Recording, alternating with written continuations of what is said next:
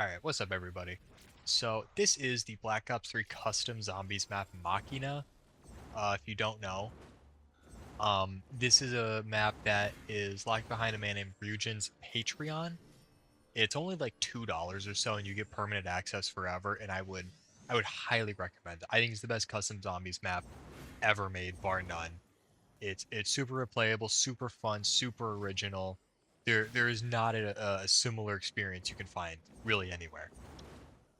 This video is just I was looking around on how people were pulling this off because I'm pretty bad at games on average, and over here in this area called Steel Haven, there are 6 tiers you can get to, or I guess 6 waves you could call it, either or, that determine the rarity of items you'll get at the end. And they stack. So if you go on one trip and make it a tier 3 and then don't pick up your items and get to tier 3 again on the next trip, you'll get tier 6 items. But the most optimal play, of course, would be to get all 6 tiers in one go. And I was looking through the Discord, and supposedly only like 10 to 20 people have done this. It's really not that hard. That sounds more intimidating than it is. I think a lot of people just aren't trying to do this. I think most people play this map. They get to like wave 2 or 3 and they call it, and then they go back and maybe get 2 or 3 again and just try to get their tiers up that way, which is probably the correct way to play the map. But I really like checking my boxes in games. I like trying to do all the challenge stuff, trying to do the hard things, at least just once, because that's just what I enjoy.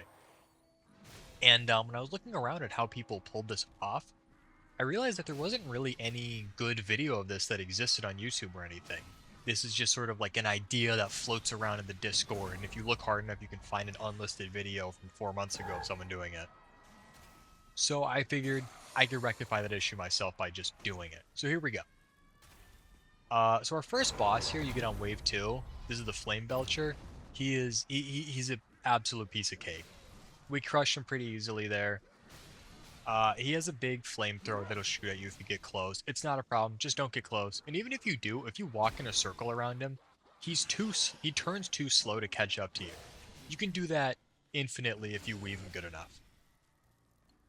But the main method to kill him would be shoot him in the head. It'll pop his mask off, and then you do a trillion damage to him if you shoot him in the head again, and you'll kill him pretty fast.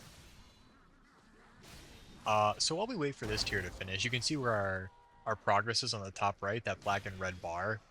When that fully goes red, that means all the zombies are dead, and the next tier starts.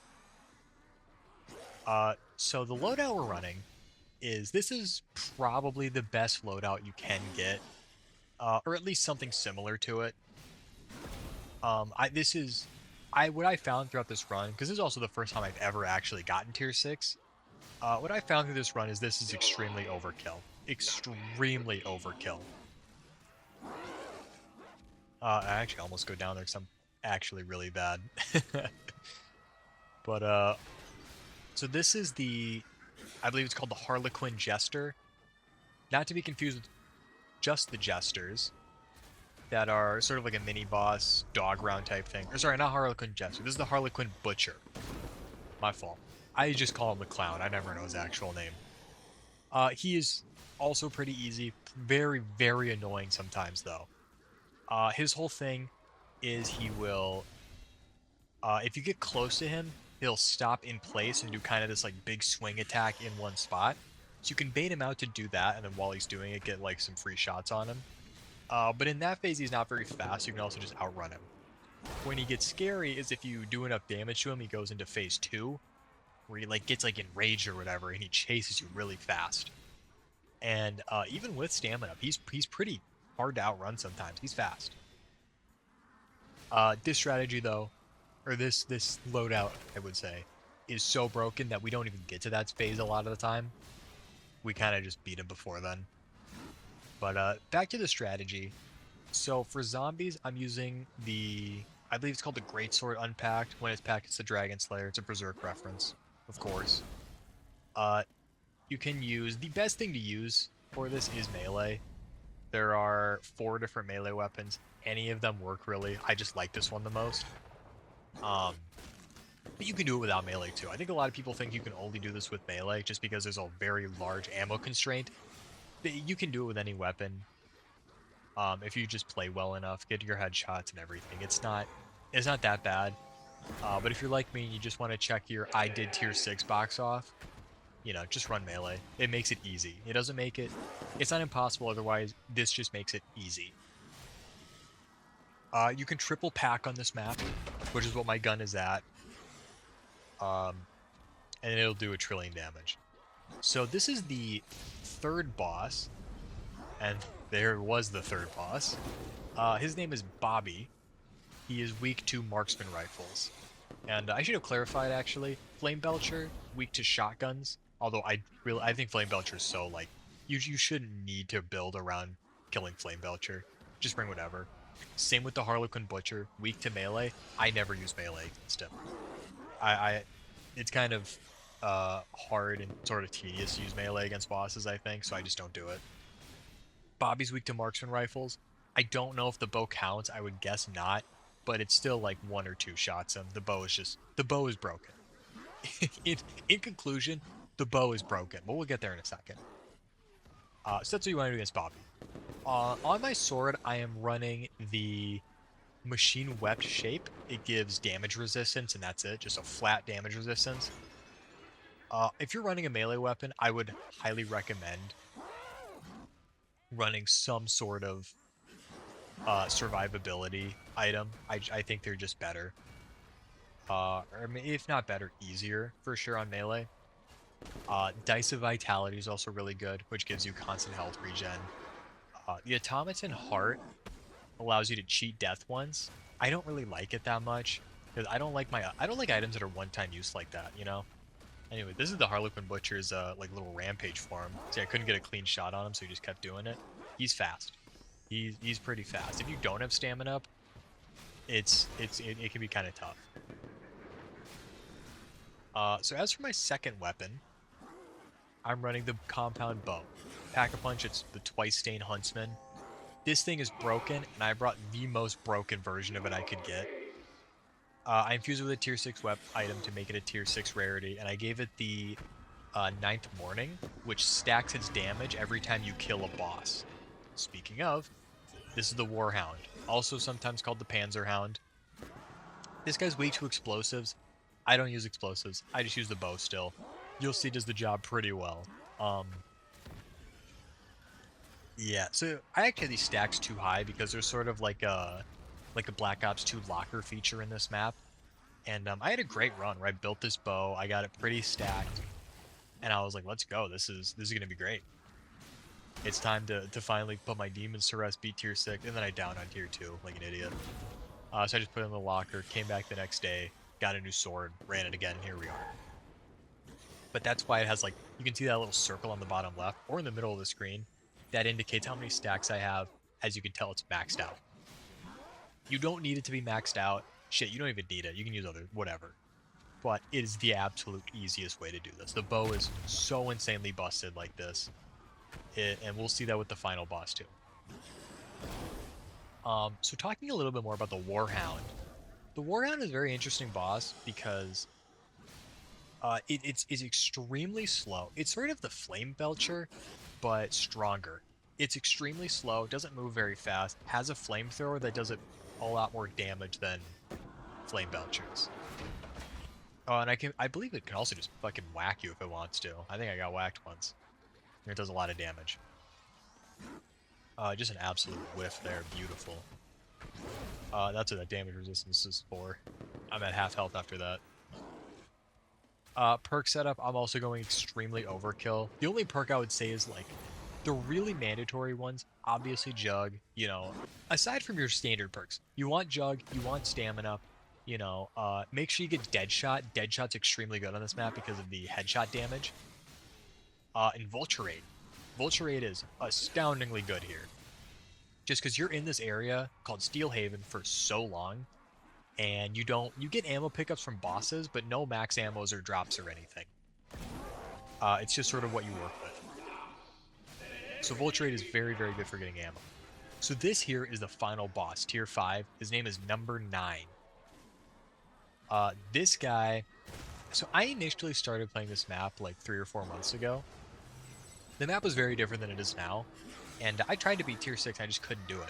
I was using mostly like the ballista and the op pact, and they just could not kill this guy. He has too much health. I would run through like my entire weapons ammo supply, and the boss wouldn't be dead. So I would just have to like pack it and leave. So this is my very first attempt at this boss with the bow. And you can tell exactly how hard it is because right there I kill it, and I'm still getting into position and then looking behind me. I'm trying to find it because I've not realized that I've killed it, which is pretty funny. And at this moment, I'm thinking, where is it? Did I kill it? And then, boom, ammo on the ground. I realize I got it. The bow makes this easy. If you want to cross this off your checklist, use the bow, use a sword, or the scythe, or gloves, any of it. It is the easiest possible way to do this. Um, the only I would recommend the perk. I wish I would have pulled up what this was called. Because I actually can't remember. That my second to last perk there, the like green one that's glowing right now, that is sort of a retooled Widow's Wine, where when you get kills it charges, and after it's charged, when you kill something, or not something, sorry, when something kills you or hurts you while it's charged, you explode like Widow's Wine, but it actually does damage and like kills everything around you. It's really really good. I would really recommend it. So here the hard part is done. I beat the final boss or whatever. My job here is to just survive, kill zombies, clean up the bosses that are getting in the way. There's the Warhound's flamethrower. Looks pretty cool. The only problem with the bow is it can be kind of hard to hit through zombies because it doesn't have the pierce of like a sniper or a marksman rifle or something. But I mean, if you just position yourself good enough, it's really not a big deal. I like to train around this fountain. I feel like it's pretty easy. The zombie spawns are pretty forgiving over here. Just that doorway you have to be careful about. Sometimes zombies will catch you there.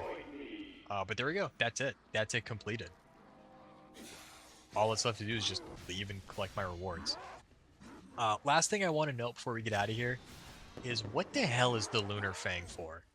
I feel like the Lunar Fang is like the worst item ever. Because you put it on your weapon, you get these like fang things, these like moons that orbit around your body, like until they hit something or they go away naturally.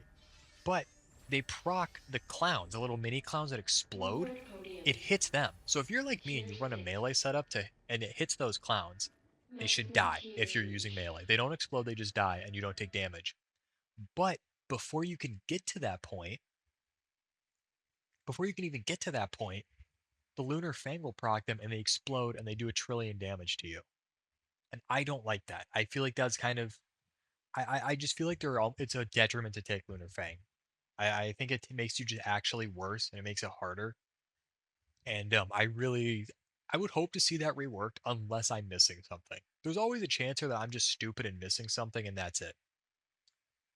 But anyways, I think that's about all I had to say. I yapped for a lot longer than I thought I would, honestly. But like I said, this map is awesome. I'll link Rajin's Patreon in the description.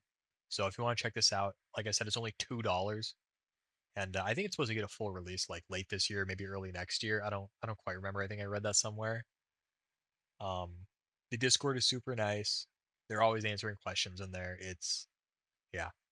Um, I think last thing I have to say, I'm hoping after this, I want to try getting tier 6 done at round 5, which is the earliest round you can possibly do it. Only like 3-ish people have done it ever apparently, so I think that'd be pretty cool to do.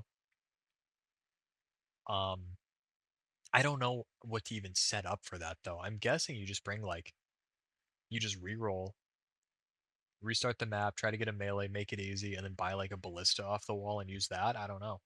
I feel like you need Vulture Aid. I guess I'll find out though. Anyways, that's all I had to say. See you later.